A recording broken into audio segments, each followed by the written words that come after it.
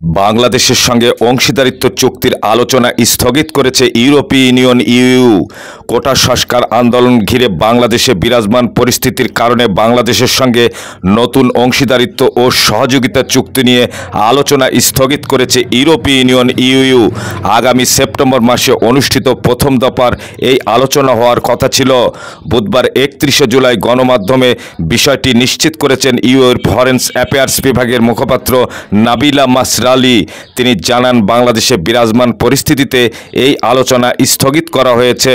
আলোচনার জন্য কোনো নতুন তারিখ এখনও নির্ধারণ করা হয়নি।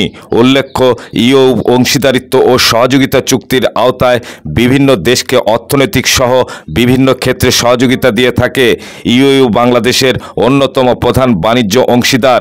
2023 সালে বাংলাদেশের বৈদেশিক বাণিজ্যর 20.7% হয়েছে ইউরোপীয় এই ব্লকের সঙ্গেই।